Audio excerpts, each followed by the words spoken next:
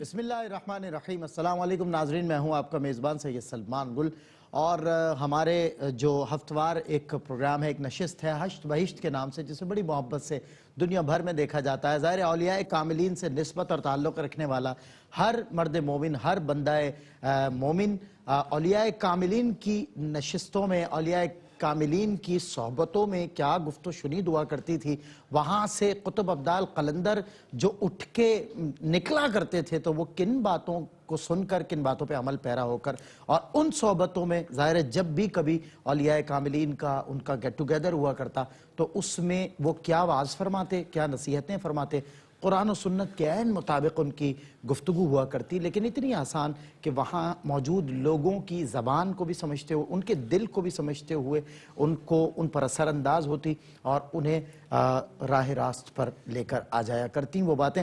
آج بھی ہم نے ملفوظات بابا فرید الدین مسعود گنج شکر رحمۃ اللہ تعالیٰ علیہ، جنہیں قلم بند کیا حضرت خواجہ بدر الدین اسحاق رحمۃ اللہ تعالیٰ علیہ نے، اسی اسرار الاولیاء کی مجلس کا کچھ گوشہ ہے، کچھ حصہ ہے، جسے انشاءاللہ ہم اپنے ناظرین سے بھی شیئر کریں گے۔ اور ہمارے اس پروگرام میں گفتگو کے لیے آج ماشاءاللہ بہترین صاحبان علم و فن موجود ہیں۔ پہلی نشست پر اس کے مستقل ماشاءاللہ رکن ہیں اور مستقل اس پروگرام میں اپنی خدمات سر انجام دینے والے، آپ QTV پہ دیکھتے رہتے ہیں، بہت خوبصورت گفتگو حضرت فرماتے ہیں۔ حضرت علامہ مولانا حافظ اویس احمد صاحب ہمارے ساتھ تشریف فرمائیں۔ السلام علیکم ورحمۃ اللہ۔ وعلیکم السلام ورحمۃ اللہ وبرکاتہ۔ حضرت آپ کو حالیہ تازے عمرے کی بھی بہت بہت مبارک ہو، خیر آپ مبارک، واپس لوٹے ہیں بہت ملک شکریہ حجاز سے، سلمان بھائی، اللہ قبول فرمائے۔ اور دوسری نشست پر میں ہمیشہ دی گریٹ سر کہہ کر آپ کو مخاطب کرتا ہوں، جب بھی گفتگو کرتے ہیں تو کچھ نہ کچھ نیا اور منفرد سننے اور دیکھنے میں آتا ہے، ہم ان سے بہت کچھ سیکھتے ہیں، اور ملک کے بہت بڑے نامور اساتذہ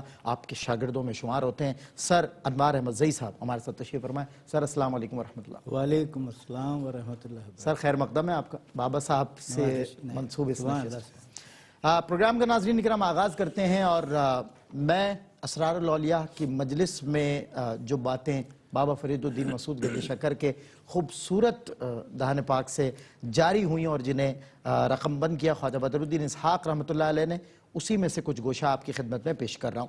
ایک دفعہ دوران مجلس بابا فرید رحمۃ اللہ تعالیٰ علیہ نے فرمایا کہ ایک مرتبہ کوئی کلاه پوش کسی ایسے کام میں مشغول ہوا جس میں حق تعالیٰ کی رضا نہ تھی۔ جب اس کام سے فارغ ہوا تو آواز آئی کہ اے مدعی، تو رسول اللہ صلی اللہ علیہ وآلہ وسلم کی کلاه سر پر کر کے ایسے فعل کرتا ہے، یا تو یہ فعل قبیحہ چھوڑ دے یا سر پر سے کلاه دور کر اور کسی ایسے شخص کو دے جو اس کا حق ادا کر سکے۔ اس نے یہ سن کر اس فعل سے بالکل توبہ کر لی اور مسجد الحرام خانہ کعبہ میں 40 سال تک معتکف رہا۔ آخر جب فوت ہوا تو وہیں اس کا مدفن بنایا گیا۔ میں علامہ صاحب اس میں بندے کا لوٹ آنا بھی دیکھ رہا ہوں، اور ایک ولی کامل کے ساتھ سرزد ہوا ایک واقعہ ہے جو رہتی دنیا تک ابدی ایک نصیحت اپنے اندر لیے ہوئے، کیا فرمائیے گا؟ بسم اللہ الرحمن الرحیم۔ یقیناً بزرگان دین کی محفل میں انسان کے ظاہر کے بجائے زیادہ اس کے باطن کو پاکیزہ کیا جاتا ہے، اس پہ نظر رکھوائی جاتی ہے۔ واہ، رکھوائی جانے کا جواب ماشاءاللہ۔ لوگ یہ کہتے ہیں کہ جی ہم نے اپنے ظاہر کو سنوار لیا، دنیا ہمارے ظاہر کو دیکھ رہی ہے اور واہ واہ کر رہی ہے، ہمیں اپریشیٹ کر رہی ہے۔ صوفیاء کرام ان باتوں میں نہیں آتے، انہیں لوگوں کی واہ واہ کی، لوگوں کی جو ہے تعریفیں کرنے کی، اور لوگوں کے جو ہے وہ جو ان کے بارے میں تاثرات ہیں انہیں ان کی پرواہ نہیں ہوتی۔ وہ یہ کہتے ہیں کہ کیا ہم اپنے آپ کو اس معیار تک لا سکے کہ جہاں ہمارا رب ہم سے راضی ہو، جہاں ہمارا رب ہم سے خوش ہو۔ ان کی مجلس میں آنے والے، ان کے مریدین، ان سے تعلق رکھنے والے، وہ انہیں ہمیشہ یہی کہتے تھے بھئی ظاہر باطن ایک ہے، یہ جو سر پہ کلاه رکھی ہوئی ہے اس کا ایک تقاضا ہے، یہ جو دستار باندھی ہوئی ہے اس دستار کی نسبت محمد عربی سے ہے۔ کیا بات ہے! اگر دستار محمد عربی کی ہے تو سنتیں بھی محمد عربی کی ہیں یا نہیں؟ کیا بات! کام ان والے ہیں یا نہیں؟ یہ بڑی ایک واضح ان کی تعلیم ہے، اور ایک بڑا واضح ان کا عمل ہے، اور بڑا واضح ان کا پیغام ہے۔ قرآن کریم نے تو اس کو جا بجا بیان فرمایا، یا ایھا الذین آمنوا لم تقولون ما لا تفعلون۔ اے ایمان والو جو کہتے ہو وہ کرتے کیوں نہیں ہو؟ جو تمہاری زبانوں سے ادا ہو رہا ہے وہ تمہارے دل پہ کیوں طاری نہیں ہو رہا؟ وہ تمہارے باطن پہ کیوں طاری نہیں ہو رہا؟ تو اب یہ بھی آپ دیکھیں کہ جب انہیں متوجہ کیا گیا کہ یا تو اپنی دستار اتار دو یا تو ایسا بنو مت، ایسا مت بنو، جو عمل کیا ہے یہ دستار کے خلاف ہے، یا دستار اتار دو یا پھر اپنا عمل دستار کے مطابق کر لو۔ اور ایک دفعہ متوجہ کرنے پر یہ نیکوں کی صفت ہے کہ وہ برائی پہ کبھی جمتے نہیں ہیں، وہ فوراً ہٹ گئے، فوراً پلٹ جاتے۔ انہوں نے فوراً کہا میں نے دستار باندھی تھی تو میں دستار والے کام کروں گا، اور 40 سال تک مسجد حرام میں معتکف رہے۔ اللہ اکبر۔ اور کتنی دیکھیں بڑی بات ہے۔ یہاں دیکھیں کہ بڑا لحاظ ہے اس معاملے میں بھی کہ وہاں کوئی گناہ نہیں سرزد ہو رہا تھا، بس واقعتاً ایک ایسا عمل تھا جس میں اللہ کی رضا نہ تھی۔ بالکل بالکل، آپ یہ دیکھیں اس قدر نظر رکھوائی جاتی ہے۔ ہاں، اس قدر جو ہے وہ انہیں فکر ہوتی ہے، اور کہ وہ واپس پھر دوبارہ 40 سال تک حرم میں معتکف رہنے کا مطلب سمجھ رہے سلمان، کہ پھر 40 سال تک ان سے خدا کی نافرمانی نہیں ہو، اللہ نافرمانی کا تصور دل میں نہیں آیا، زندگی کا ایک طویل حصہ طویل حصہ آپ دیکھیں تو یہ اس میں بڑے پیغامات ہیں واہ۔ کہ آپ جو ہے وہ اپنا آپ لوگوں کو نہ دکھائیں، اپنے رب کو دکھائیں۔ آپ کا وہ ظاہر بھی دیکھ رہا ہے، وہ باطن بھی دیکھ رہا ہے۔ وہ کہتا ہے لا ينظر الى اجسامکم ولا ينظر الى صورکم ولکن ينظر الى قلوبکم۔ وہ تمہارے دلوں کی طرف دیکھ رہا ہے، اپنے دل درست کر لو تو ظاہر بھی درست ہو جائے گا اور باطن بھی درست۔ کیا بات ہے سر۔ ویسے عموماً دیکھیں ہم یہ سمجھتے ہیں، جانتے ہیں کہ باطنی طہارت مقصود ہے، زندگی آمد برائے بندگی، لیکن اس کے باوجود ظاہری لبادے پر بھی یہاں غور کرنے کی بات کی گئی۔ خواص کے ہاں اگر کلاه سر پر ہے، دستار سر پر ہے، تو اب لوگوں کی ان سے توقعات کچھ اور ہیں کہ یہ کوئی اور آدمی ہے۔ مجھے وہ ایک شعر یاد آتا ہے، دستار کے ہر تار کی تحقیق ہے لازم، ہر صاحب دستار معزز نہیں ہوتا۔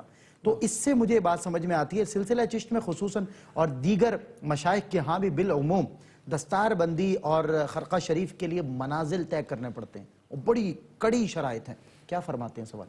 آپ نے جو شعر فرمایا ہے نہایت عمدہ اور حسب حال، اس سے مطابقت رکھنے والا لیکن تھوڑا سا بچ کے گزرنے والا شعر ہے کہ حضرت خواجہ نظام الدین اولیاء رحمۃ اللہ تعالیٰ علیہ نے فرمایا کہ ہر قوم راست راہے اللہ دینے اور قبلہ گاہے۔ کیا کہنے، مصرع تو ان کا مکمل ہو گیا، فوراً اپنا عقیدہ ظاہر کیا حضرت امیر خسرو نے دینے اور قبلہ کہ من قبلہ راست کردم بر سمت کچ کلا ہے۔ کیا کہنے، جہاں سبحان اللہ، سبحان آپ کا کلا کچ کلا کیا خوبصورت ہے، یعنی جھکتا ہے، وہاں میں قبلہ راست کرتا ہوں۔ کیا اور بات، اس میں بھی ایک نکتہ یہ نکل رہا سبحان ہے، اللہ۔ کسی نے کہا کہ ان کا کلا جھکے آپ قبلہ اس طرف کریں، اس کا سبب جواب دیا کہ ان کا کلا کسی غلط سمت جھک ہی نہیں سکتا، یہ قبلہ نما ہے۔ واہ، ان کے کلا پہ اس قدر یہ جو تیقن کا معاملہ ہے وہ اس لیے ایسا ہوا کہ غلط حضرت داتا گربش علیہ الرحمہ جب تشریف لائے تو یہی ہوا نا،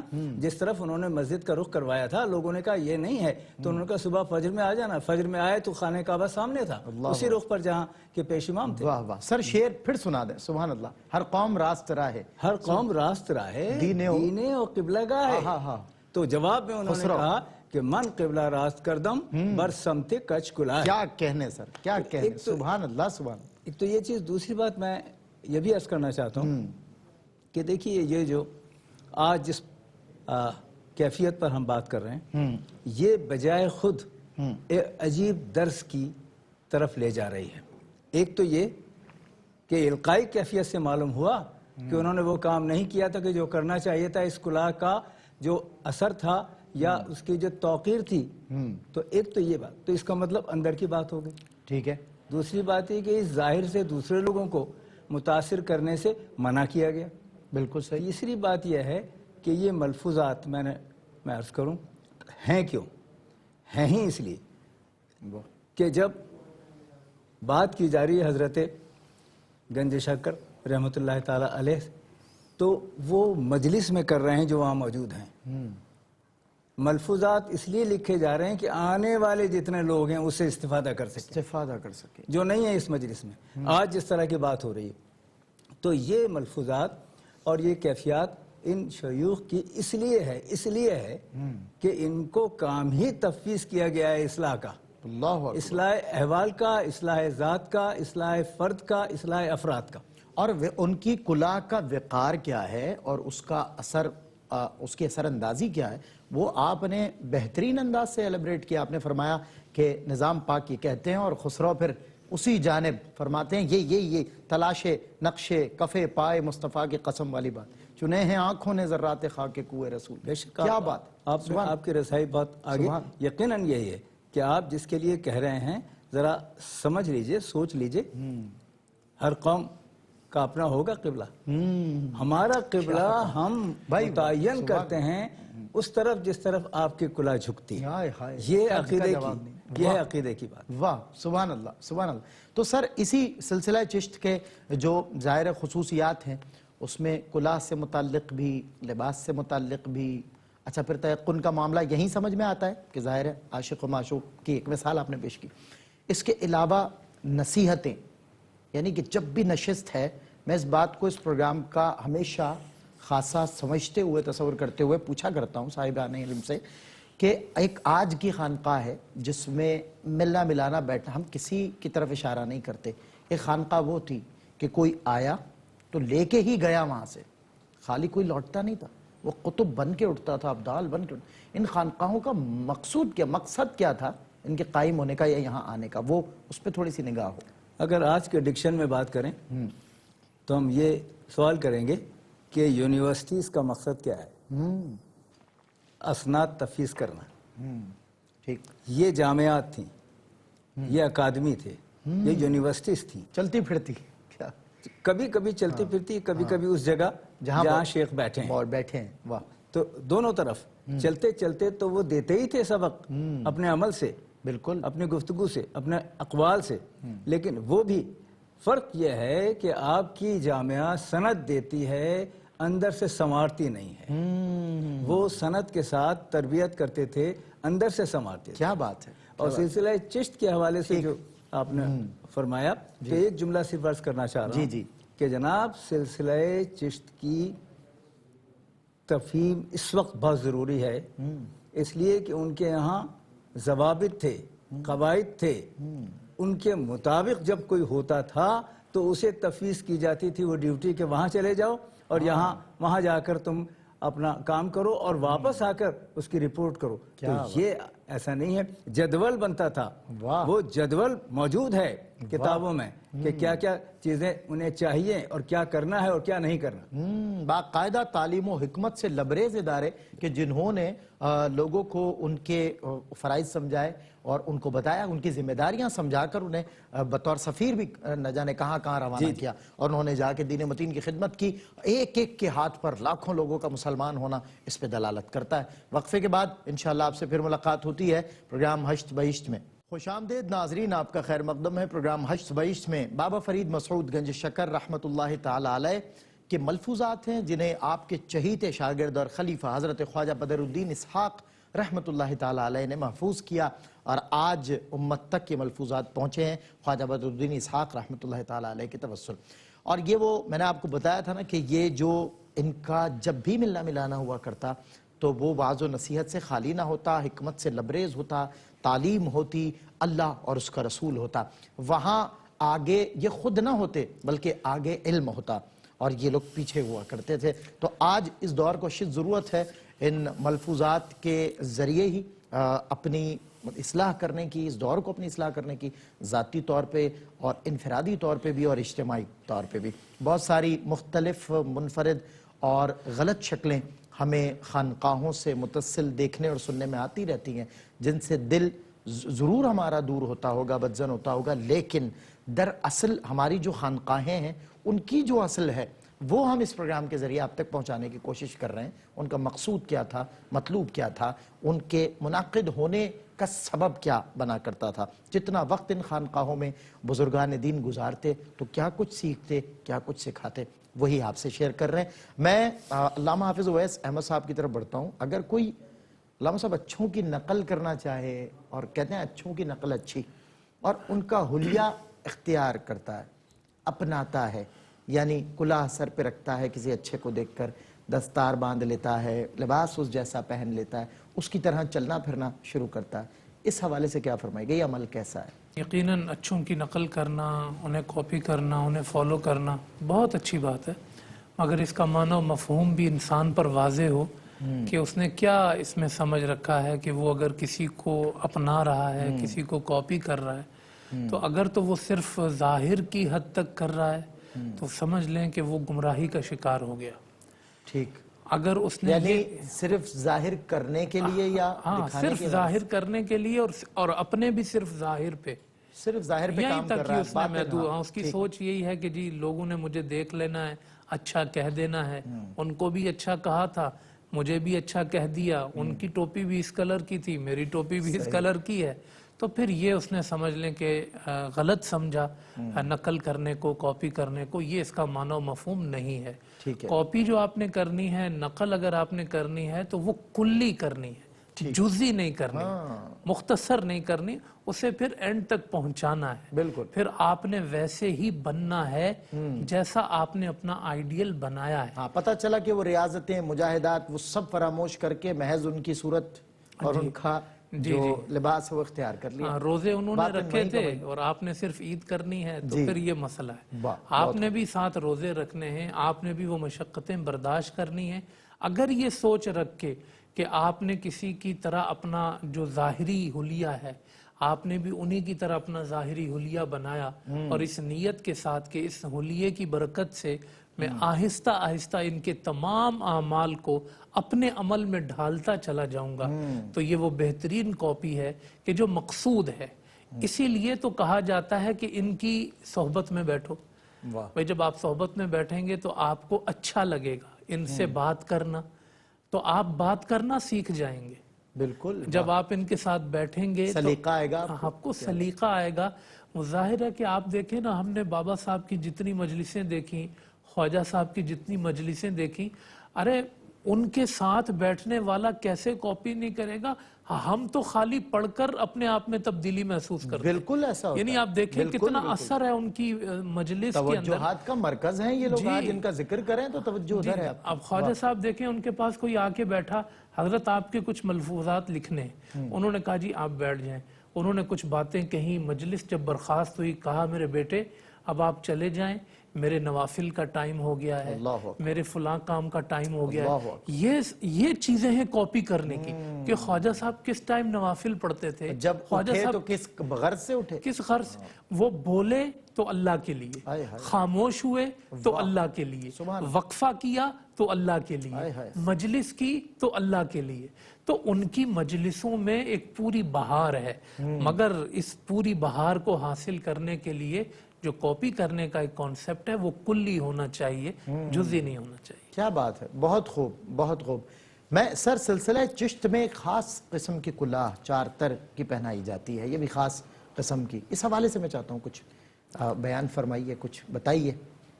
ایک تو یہ کہ سلاسل مختلف جو ہیں جی، ان کے ہاں ایک امتیازی بات بھی یہ ہے، تخصص بھی ہے، کسی ایک سلسلے کی کلاه یا ٹوپی یا بندش یا دستار ایک جیسی ہے، ٹھیک ہے، کہیں رنگ کی، کہیں بنت کی، کہیں کیفیت کی۔ سلسلہ چشت میں ایک خاص بات ہے، خاص بات یہ ہے کہ وہ ایک مخصوص قسم کی ٹوپی سر پر رکھ کر، ذرا میں ایک نقطہ عرض کرنے کی جسارت کر رہا ہوں، سر پر رکھ کر یہ اعلان کرتے ہیں کہ ہم وہاں سے وابستہ ہیں جہاں سے ہمیں سبق ملا ہے۔ واہ واہ، اور اس کا اعلان ٹوپی کے ذریعے ان ناظرین کو کرایا جاتا ہے کہ جو سمجھتے ہیں کہ یہ کس سلسلے سے، ایک تو یہ بات میں عرض کروں، یہ سیراب کس میکدے سے ہوئے ہیں اس کی نشانی سر پہ لیے پھرتے ہیں۔ تو ایک تو ٹوپی جو ہے وہ علامت ہے کہ ہمارا تعلق، ہمارا سلسلہ کہاں سے ہے، ایک تو پہلی بات۔ ٹھیک ہے، دوسری بات خیر ابھی اشارتاً بھی فرمائی گئی اور پہلے بھی آیا کہ اب اس کی لاج رکھنا آپ کا کام ہے، پہننا آسان ہے، نبھانا مشکل ہے۔ نبھانا مشکل۔ دوسری بات یہ کہ یہ خرقہ ہے کیا، اس کے لیے صوفیہ نے لکھا ہے کہ یہ وہ لباس ہے، 3 لباس فراموش نہیں کیے جا سکتے۔ ٹھیک ہے، وہ کون کون سے؟ ایک کفن، ٹھیک ہے، بالکل وہ مخصوص ہے۔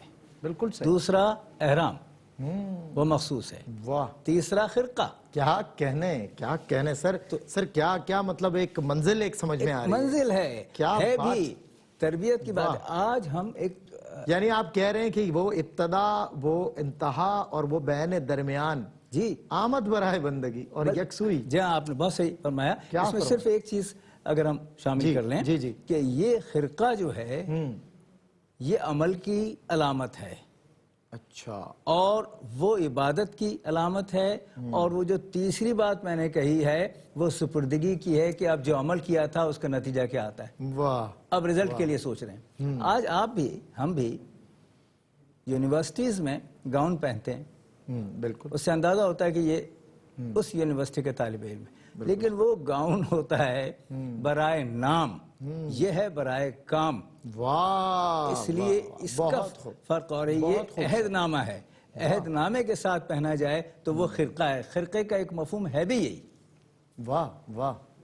اچھا، اس حوالے سے سر میں مزید کچھ سمجھنا چاہوں گا کہ سلسلہ چشت میں جو مجھے ایک امتیازی رنگ نظر آتا ہے، ایک منفرد حیثیت سے یہاں پہ اولیاء کاملین نظر آتے ہیں، ہر ایک کی چمک دمک اور سب کا اپنا اپنا رنگ ہے۔ نظام الدین محبوب الہی کو دیکھ لیں، بابا فرید الدین کو دیکھ لیں، حضرت صابر علاء الدین کو دیکھ لیں، حضرت جمال الدین ہاسوی کو دیکھ لیں، اوپر جائیں خواجہ قطب الدین بختیار کاکی، سب کی ایک الگ مستی مجھے نظر آتی ہے، اور وہ خدا کی محبت میں مطلب ہمہ وقت وہ نظر آتے ہیں، اور جو انہیں چھو لے، جو ان کے پاس بیٹھ جائے، وہ بھی ان جیسا ہو کر اٹھے۔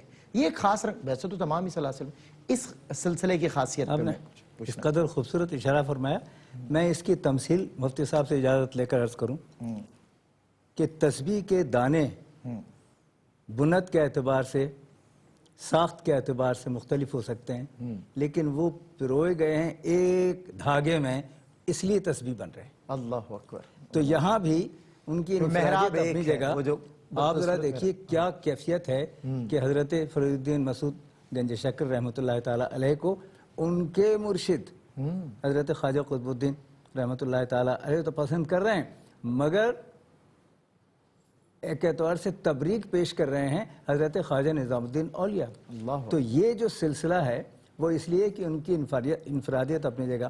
اب جیسے خواجہ نظام الدین اولیاء، ملفوظات کون لکھ رہا ہے؟ حضرت خواجہ کے کون لکھ رہا ہے؟ ہاں دیکھیں آپ، حضرت مسعود گنج شکر۔ رحمت اللہ۔ حضرت مسعود گنج شکر کے کون لکھ رہا ہے، یا ان کی بات کون کر رہا ہے؟ پھر حضرت نظام الدین اولیاء کے کون لکھ رہا ہے فوائد، کیا بات، کون لکھ رہا ہے؟ اب یہ سلسلہ ہے، یا شاہ کلیم اللہ ان کا، یا چراغ دہلوی رحمۃ اللہ تعالیٰ، یا بندر نواز گیسو درا۔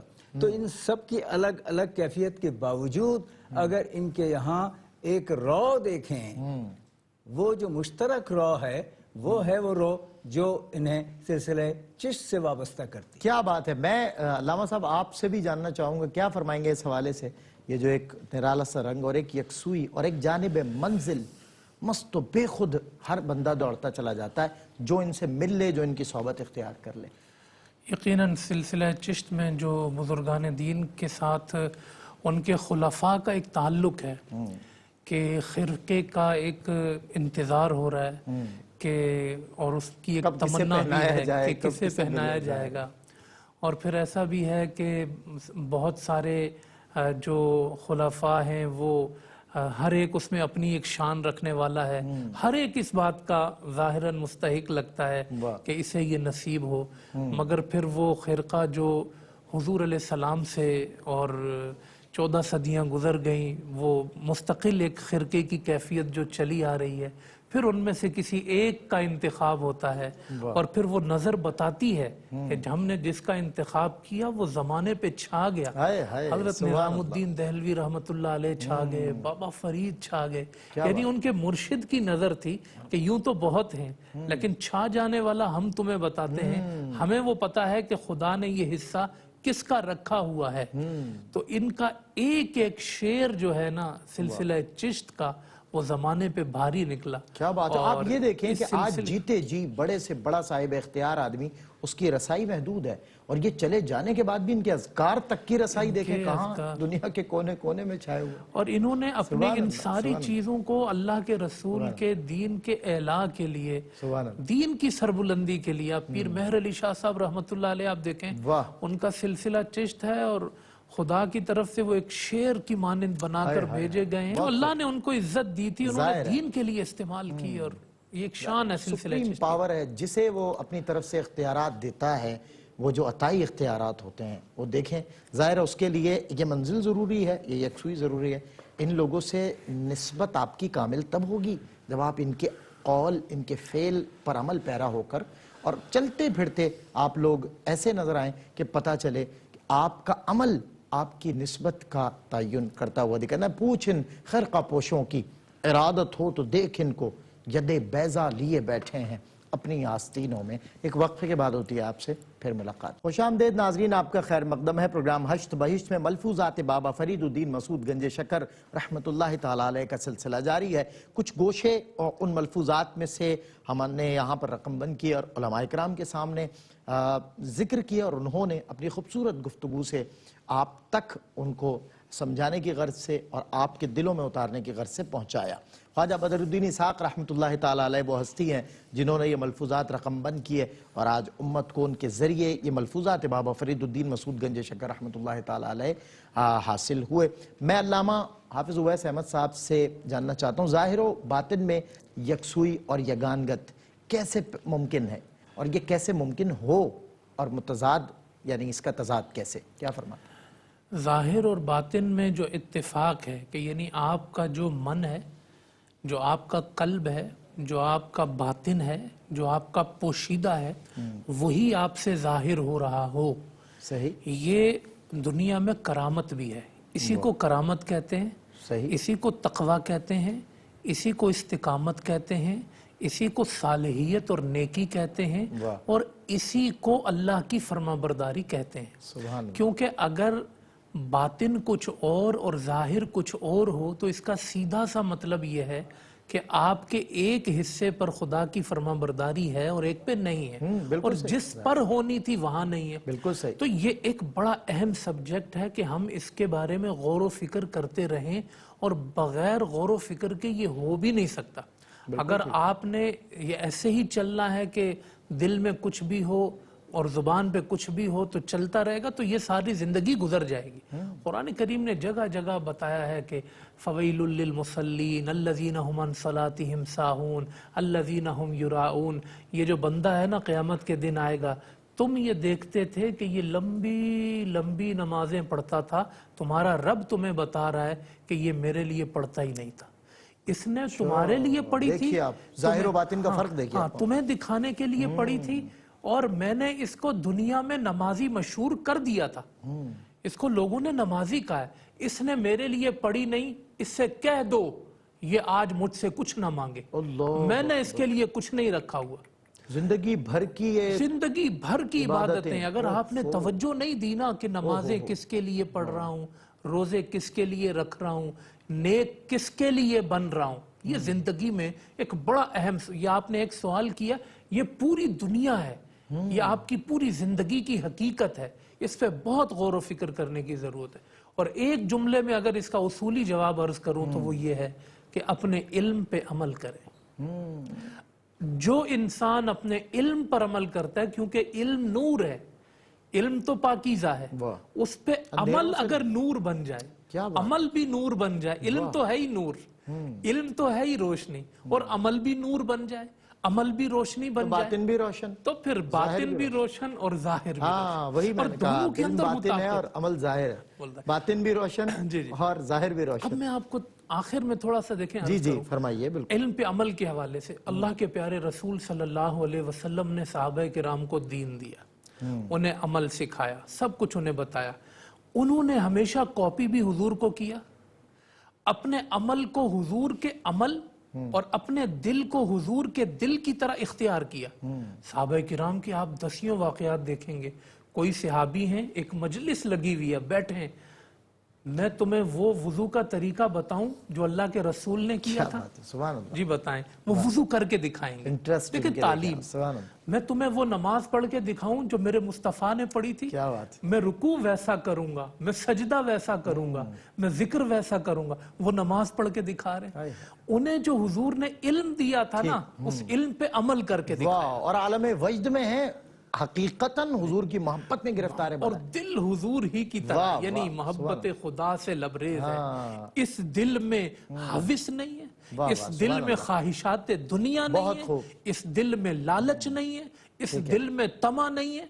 उनका दिल भी मुस्तफा के दिल पे था, वाह, वाह, उनका अमल भी मुस्तफा के अमल पे। वाह हुजूर। प्रोफेसर साहब क़िबला, सर दस्त बकार दिल बयार, और इस अंदाज से कि जाहिर और बातिन की यकसुई ऐसी हमें देखने में नहीं आई। ज़ाहिर वाक़ियतन साहब कराम से बेहतर किसने इसको अपनाया? आप फरमाइए, जाहिर और बातिन की यकसुई। वो किसी शायर ने क्या खूब कहा कि दोरंगी छोड़ दे यकरंग हो जा, सरासर मोम हो या संग हो जा। क्या फरमाते? अहम तरीन बात यह है, दो चीज़ें इसमें हैं जी एक तो यह है कि जाहिर और बातिन में अगर फ़र्क है जी, तो सही एतबार से मोमिन की तारीफ पर वो पूरा नहीं उतर रहा। ठीक है, देखिए, मोमिन ईमान की दलील है, सही। और उसमें ईमान में अगर रखना हो और गुंजाइश हो किसी और चीज़ की तो मुमकिन नहीं। एक तो बिल्कुल ठीक। दूसरी बात यह कि अगर कोई शख्स जाहिर एक अंदाज में कर रहा है और वो नहीं कर रहा जो जाहिर के तकाजे हैं, ठीक है, तो वो दो गलत काम कर रहा है। अच्छा, अपने लिए गलत चीज़, ठीक है, और दूसरों को ये बताने के लिए कि मैं ये कर रहा हूं, अगर वो तकलीद में उनके वही चीज़ करें तो आपने किन लोगों को अपने साथ मिलाकर दूर कर लिया। और उनका नुकसान भी जाहिर है आपके। दोनों चीज़ें, बिल्कुल सही, दोनों चीज़ें। जाहिर। और एक चीज़ ये है इसमें कि ये जो दुई है ना, दुई नहीं है, ये कसौटी है, ये मीज़ान है, ये तोला जा रहा है। इसमें सबसे बड़ी बात समझने की यह है कि वो अलीम व खबीर है। अल्लाह अकबर। आप कहाँ किस कैफियत और हैसियत में हैं, हाँ, आप समझ ये रहे हैं। मोहतात होते हैं इसको आप दे जब रहे हैं। मीडिया के सामने होते हैं बिल्कुल सही, कि लोग क्या कहेंगे। सही बात। सवाल ये है कि वो अलीम व खबीर सब चीज़ देख रहा है, सुन रहा है। उसके साथ अगर आप ये दो अमली कर रहे हैं तो इससे बड़ी बुराई और कोई नहीं हो सकती। बिल्कुल सही। और यूं भी इकबाल ने एक जगह कहा है ना, देखिए, अपने आप को समझना और अपनी कैफियत को जानना, ये एक मुसलमान की सबसे बड़ी खूबी है, और अगर ऐसा नहीं करे तो खामी है। बिल्कुल ठीक। एक जुमला और अर्ज कर दूं, फिर आगे बढ़ाऊं इस बात जी, को जी, जी। एक लम्हे में, कि ये जो शरीयत है, इसको आगे बढ़ाने और हर ज़माने में रासिख करने के लिए तो तरीक़त है। वाह, देखिए, सिलसिला चल रहा है सही ना। बात। ये औलिया बताते हैं कि हम ऐसे हैं। हाँ, ये खिड़कियां हैं कुरून उला की तरफ खुलने वाली, वाह, कि वो लोग कैसे थे। तो इसलिए इकबाल इस कैफियत को खूब कलमबंद करते हैं कि अपने मन में डूब के पा जा सुराग़े ज़िंदगी। वाह, तू अगर मेरा नहीं बनता ना बन। अपना तो बन, अपना या तो अपना बन। बनना ही तो उस तरफ ले जा रहा है जिस तरफ जाने के लिए कहा गया है। क्या बात है, क्या बात है। सर, आज की जो नशिस्त है, अल्लामा साहब, आपका भी एक शॉर्ट मैसेज मैं इसमें शामिल करना चाहता हूँ। सर का भी आज इन तमाम मलफूजात के कुछ गोशे हमारे सामने थे, और बेशक मुझे वो शेर दोबारा याद आता है कि दस्तार के हर तार की तहकीक है लाजिम, हर साहिब दस्तार मुअज़्ज़ज़ नहीं होता। क्या फरमाते हैं सवाल? इस मौजू की अहमियत हमारे आज के मुआशरे में और ज़्यादा बढ़ जाती है, क्योंकि आज ज़ाहिर को संवारने के, ज़ाहिर को पेश करने के, ज़ाहिर को दिखाने के जितने ज़राए आज के ज़माने में पैदा हो गए, और जितना उन्हें आसान कर दिया गया है कि आप अपना खाने पीने का वक्त, अपनी इबादत का वक्त, मस्जिद में दाखिल होते वक्त की सेल्फी, और खास तौर पे आपकी ज़ाहिर है इस रियासत में आपके लिए किस कदर आसान और आपको विकार बख्शने वाले अमल है जिनको आपने पैरेलल मिस्टेक्स के जरिए मतलब वो जो भी है उसमें मैं नियत की तो बात कर ही नहीं रहा। ठीक। आप अगर अपनी कोई भी तस्वीर खींच रहे हैं, मैं उसके अच्छे या बुरे होने की तरफ नहीं जा रहा। मैं सिर्फ ये कह रहा हूं कि आपका जो जाहिर इस वक्त दुनिया देख रही है اور جتنا زیادہ اس وقت ظاہر کو پیش کیا جا رہا ہے شاید کسی زمانے میں نہیں تھا. نہیں، بس اس وقت پیغام جو میں دینا چاہتا ہوں وہ یہ کہ اس کے مقابل اپنے باطن پہ نظر زیادہ رہے, کیونکہ جو چیز غالب آ جاتی ہے تو کوئی ایک چیز اس میں چھپ جاتی ہے. صحیح. تو جب ظاہر بہت زیادہ غالب ہو رہا ہے تو باطن اس میں کہیں بہت زیادہ چھپ نہ جائے.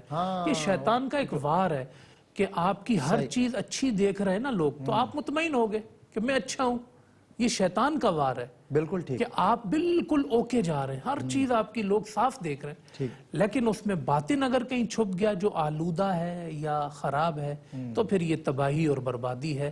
تو زیادہ انسان اپنے باطن کی طرف سنوارنے کی کوشش میں بھی مصروف رہے. بہت خوب علامہ صاحب. میں سر آپ کی جانب سے کوئی پیغام, ظاہر پوری دنیا اس وقت آپ کو دیکھ رہی ہے, کیا پیغام دیں گے آپ؟ جی میں یہ عرض کرنا چاہوں گا کہ دیکھیے پوشش ہو, لباس ہو, خرقہ ہو یا دستار ہو یا ٹوپی ہو, یہ جتنی علامتیں میں نے ابھی عرض کی ہیں یہ سب توقیر کی ہیں, تعظیم کی ہیں, مرتبے کی ہیں, مقام کی ہیں, ہمارے لیے تکلیف دہ, اور اس کا اہتمام اور احترام فرد کو بھی کرنا ہے, سماج کو بھی کرنا ہے. بالکل. میں دکھ کے ساتھ ایک بات کہہ رہا ہوں کہ دستار جو ہے وہ جس کے سر پر بھی ہے وہ صاحب دستار ہے. بالکل.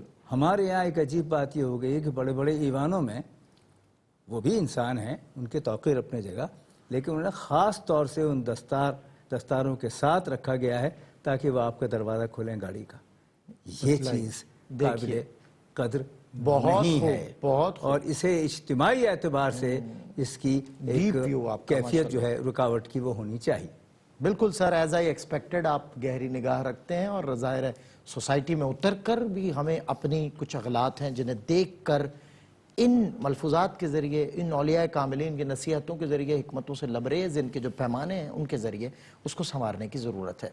دستار جو آئیڈینٹی فار ریسپیکٹ, ظاہر سر نے کہا, اور اسی حوالے سے ہم نے کافی یہ اس دورانیے میں کافی کچھ سیکھا اور سمجھا ہے اولیاء کاملین کے افعال و اقوال کے ذریعے. تو اب اس دستار کی توقیر, صاحب دستار کو خود کو سمجھنا بہت ضروری ہے, اور وہ لوگ جو دستار کو بغرض آپ نے فرمایا ان کاموں کے وہ رائج کر چکے یا کر رہے ہیں, انہیں بھی سمجھنا چاہیے کہ دستار یا کلاه کا مقصد اور مطلوب کیا تھا. ہمیں اس کو پیش نظر رکھ کے اس کو کسی کو پہنانا یا کوئی پہنے تو اس کو بھی سامنے رکھنا چاہیے کہ میں نے یہ دستار پہنی ہوئی ہے, لوگ دیکھیں گے تو کیا کہیں گے, یہ تو پیش نظر رہتا ہے. حضرت نے فرمایا وہ علیم و خبیر دیکھے گا, وہ دیکھ رہا ہے, وہ دیکھتا ہے, اور وہ تو دلوں میں بھی جانتا ہے کہ آپ کیا لے کر چلتے ہیں. تو اللہ رب العزت ہمیں عمل پیرا ہونے کی توفیق عطا فرمائے. بہت شکریہ ادا کروں گا علامہ حافظ اویس احمد صاحب کا, دا گریٹ سر پروفیسر انوار احمد زئی صاحب کا, جنہوں نے خوبصورت ماشاءاللہ نصیحتوں کے ذریعے اور گفتگو کے ذریعے آج کے پروگرام کو اور مزید خوبصورت کیا اور بہترین اضافہ ثابت ہوئے. افلاک سے لائی جاتی ہے, سینوں میں بسائی جاتی ہے, توحید کی میں ساغر سے نہیں آنکھوں سے پلائی جاتی ہے. السلام علیکم ورحمۃ اللہ وبرکاتہ.